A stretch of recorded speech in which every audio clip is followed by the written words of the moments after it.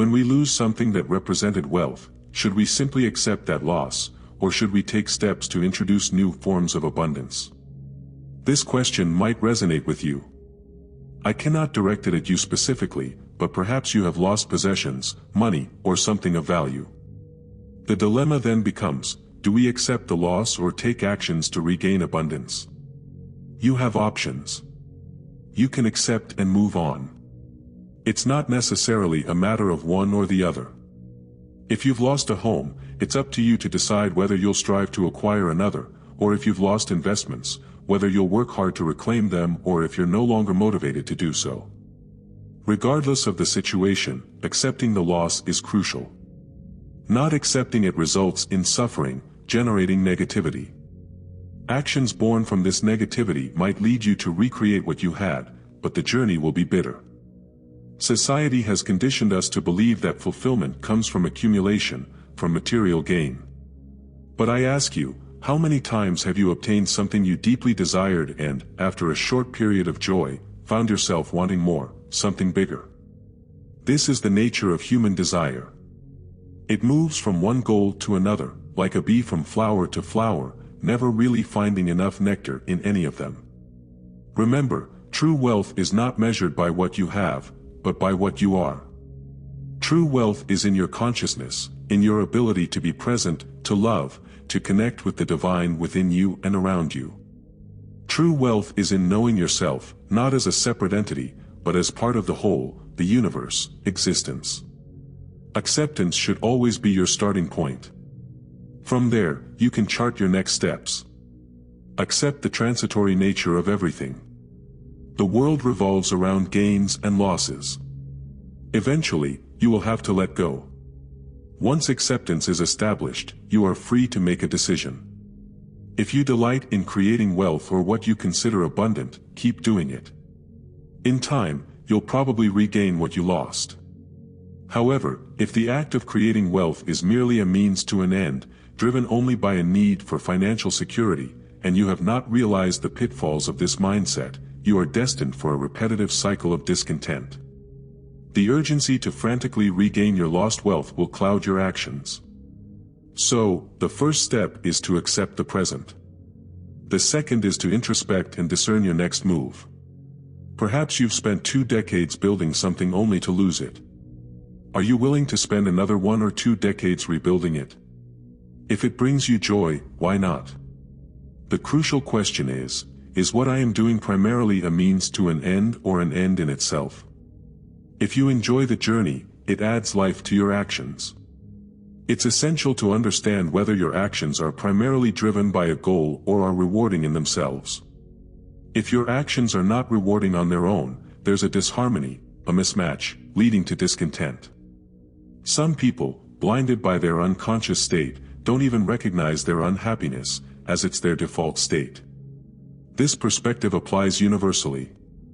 Always stay alert, ensuring that your actions, even daily tasks or errands, are not just a means to an end. If that's the case, you are not genuinely present in what you're doing. You may feel restless, dissatisfied, or longing to be elsewhere. This state of mind reminds me of car stickers saying, "I'd rather be fishing." But if you're perpetually seeking the next best thing, even when indulging in your favorite activity, joy is fleeting. Taking responsibility for your life involves being accountable for your actions. If most of your actions are means to an end, the quality of your life diminishes. You are constantly chasing a better future moment, but when it arrives, it's just the present, which never seems good enough. The essence of quality of life goes beyond possessions or control. It's about enjoying quality moments with others, balancing work with leisure, and so on. Understand the goals you are pursuing, but prioritize the journey. If your actions resonate with vitality and presence, free from stress, reluctance, or irritation, the quality of your life increases. However, many people are involved in unnecessary negativity, such as impatience or complaints. Why tarnish your actions with such emotions? They serve no purpose except to reinforce a false sense of identity. Even if you do not change your external circumstances and continue your current routines, a mere shift in perspective and removal of negative patterns can profoundly transform your inner world.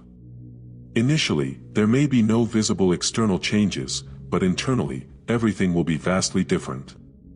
We often get so caught up in the race for accumulation that we forget to ask the most fundamental question: who am I? We forget that, behind all the roles and titles we assume, there is a pure consciousness, a silent observer, who is the true essence of our being. But the mind is cunning. It will tell you that meditation is difficult, that you don't have time for it, that there are other, more important things to be done. But I ask you, what could be more important than knowing yourself? What could be more valuable than discovering the true wealth that resides within you? The real question is not whether we should seek material abundance, but where that search comes from. Does it come from a place of lack, from feeling that you are not enough as you are?